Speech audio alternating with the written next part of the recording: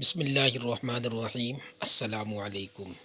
حضور نبی اکرم صلی اللہ علیہ وسلم اپنی بعثت و نبوت کے آغاز میں مکہ مکرمہ میں لوگوں کو در پردہ اسلام کی دعوت دیا کرتے تھے، اور مسلمان بھی اپنے دین اسلام کو چھپائے پھرتے تھے۔ جب مسلمانوں کی تعداد 38 مردوں تک پہنچ گئی تو حضرت ابو بکر صدیق رضی اللہ تعالی عنہ نے نبی اکرم صلی اللہ علیہ وسلم سے اپنا آپ ظاہر کر دینے اور دین اسلام کی دعوت کو عام کر دینے پر اصرار کیا، تو نبی اکرم صلی اللہ علیہ وسلم نے فرمایا، اے ابو بکر، ہم ابھی بہت قلیل تعداد میں ہیں۔ حضرت ابو بکر صدیق رضی اللہ تعالی عنہ مسلسل اصرار کرتے رہے، حتیٰ کہ نبی اکرم صلی اللہ علیہ وسلم مسجد حرام کی طرف نکل کھڑے ہوئے۔ آپ صلی اللہ علیہ وسلم کی معیت میں مسلمان بھی چل نکلے اور مسجد کے اطراف و اکناف میں بٹ گئے۔ ہر شخص اپنے اپنے خاندان کے لوگوں میں پہنچ گیا۔ حضرت ابو بکر صدیق رضی اللہ تعالی عنہ لوگوں میں کھڑے ہو کر خطاب کرنے لگے۔ وہ دعوت اللہ کے میدان میں کام کرنے والے اس وقت کے پہلے خطیب تھے۔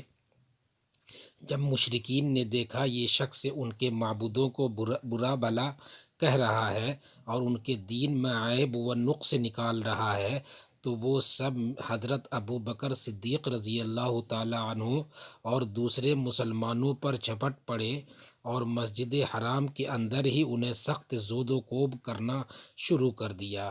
حضرت ابو بکر رضی اللہ عنہ اپنے دین اسلام کا کھلے عام اظہار کرتے چلے گئے، یہاں تک کہ مشرکین کے ایک گروہ نے انہیں گھیر لیا اور اتنا مارا کہ وہ زمین پر گر گئے۔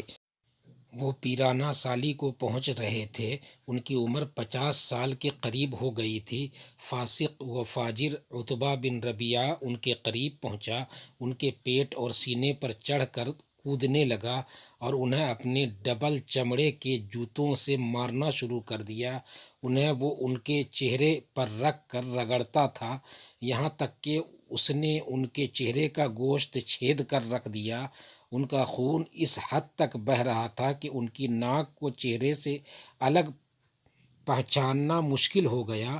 ان پر غشی کا عالم طاری تھا۔ بالآخر حضرت ابو بکر صدیق رضی اللہ تعالی عنہ کے اپنے قبیلے بنو تمیم کے لوگ آگے بڑھے اور انہوں نے حملہ آور مشرکین کو پیچھے ہٹایا۔ لوگوں نے انہیں ایک کپڑے میں لپیٹ کر اٹھا لیا۔ انہیں اس بات میں کوئی شک نہیں رہ گیا تھا کہ یہ تو مر چکے ہیں، تاہم انہوں نے انہیں ان کے گھر پہنچایا۔ ان کے والد اور قوم و قبیلے کے دوسرے افراد ان کے سرہانے بیٹھ گئے۔ وہ انہیں ہلا رہے تھے مگر وہ کوئی جواب نہیں دے رہے تھے۔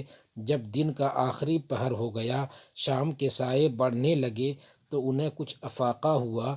انہوں نے آنکھیں کھولی اور ان کی زبان سے نکلنے والا پہلا جملہ یہ تھا، نبی اکرم صلی اللہ علیہ وسلم کا کیا حال ہے؟ یہ سن کر ان کے والد، جو ابھی مسلمان نہیں ہوئے تھے، سخت ناراض ہوئے، انہیں برا بھلا کہا اور پھر وہاں سے نکل گئے۔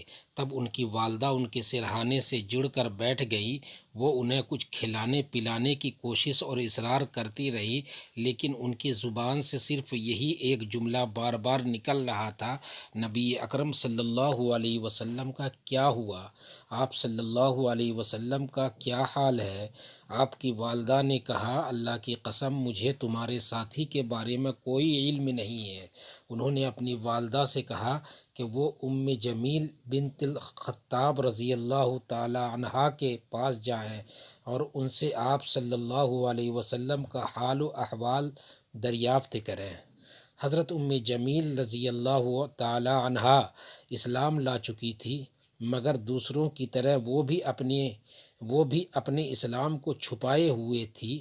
حضرت ابو بکر صدیق رضی اللہ تعالی عنہ کی والدہ اپنے گھر سے روانہ ہوئی اور حضرت ام جمیل رضی اللہ تعالی عنہا کے گھر پہنچی اور ان سے یوں گویا ہوئی کہ ابو بکر رضی اللہ عنہ تم سے محمد بن عبداللہ صلی اللہ علیہ وسلم کی خیر دریافت کرنا چاہتے ہیں۔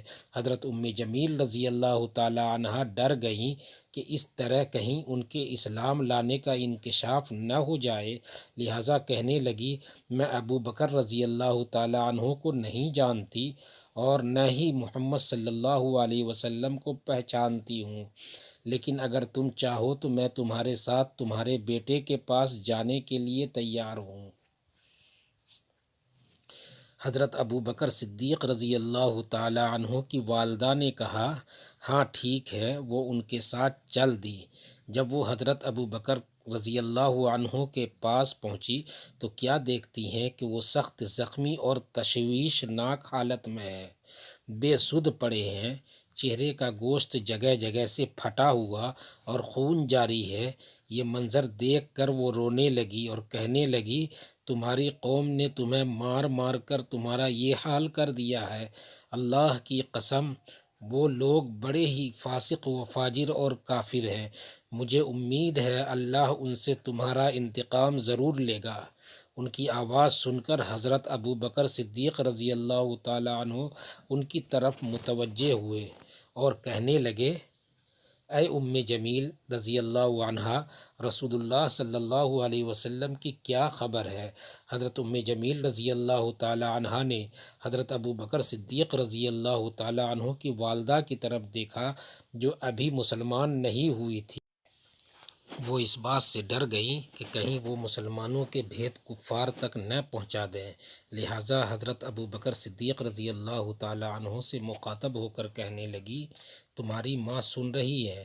انہوں نے کہا، آپ ان کی موجودگی سے نہ گھبرائیں، یہ آپ کو کوئی اذیت نہیں پہنچائیں گی۔ اب حضرت ام جمیل رضی اللہ تعالی عنہا نے کہا، اللہ کے رسول صلی اللہ علیہ وسلم صحیح و سالم اور بخیر و عافیت ہیں۔ حضرت ابو بکر صدیق رضی اللہ تعالی عنہ نے پوچھا، آپ صلی اللہ علیہ وسلم کہاں ہیں؟ انہوں نے بتایا کہ نبی اکرم صلی اللہ علیہ وسلم حضرت ارقم رضی اللہ تعالی عنہ کے گھر میں تشریف فرما ہے۔ اب حضرت ابو بکر صدیق رضی اللہ تعالی عنہ کی والدہ نے کہا، تمہیں اپنے ساتھی نبی کریم صلی اللہ علیہ وسلم کی خیریت کا پتہ چل گیا ہے؟ اب کچھ کھا پی لو۔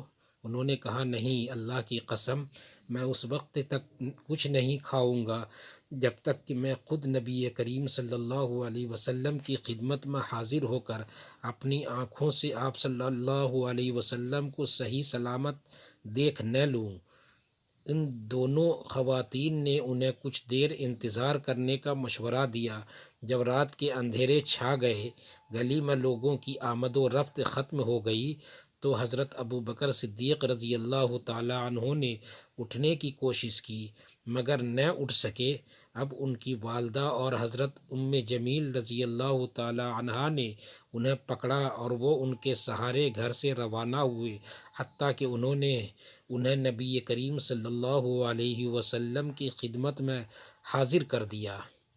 جب نبی اکرم صلی اللہ علیہ وسلم نے انہیں اس حالت میں دیکھا تو آپ صلی اللہ علیہ وسلم ان پر جھک گئے اور انہیں بوسہ دینے لگے۔ وہاں موجود تمام مسلمان بھی ان کے گرد جمع ہو گئے۔ انہیں اس حالت میں دیکھ کر نبی اکرم صلی اللہ علیہ وسلم پر سخت رقت طاری ہو گئی۔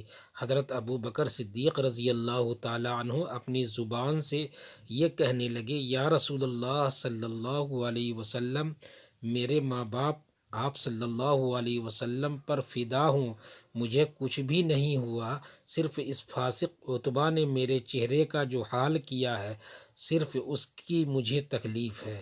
پھر حضرت ابو بکر صدیق رضی اللہ تعالی عنہ نے عرض کیا، یا رسول اللہ صلی اللہ علیہ وسلم، یہ میری ماں ہے اور یہ اپنے بیٹے کے لیے بہت ہی شفیق و محسن ہے۔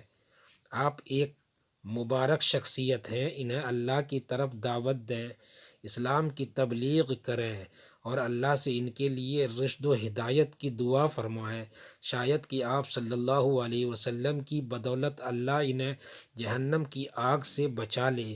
نبی اکرم صلی اللہ علیہ وسلم نے ان کے لیے اسلام و ہدایت کی دعا فرمائی اور انہیں اللہ تعالیٰ اور دین اسلام کی طرف دعوت دی تو وہ وہیں مسلمان ہو گئی۔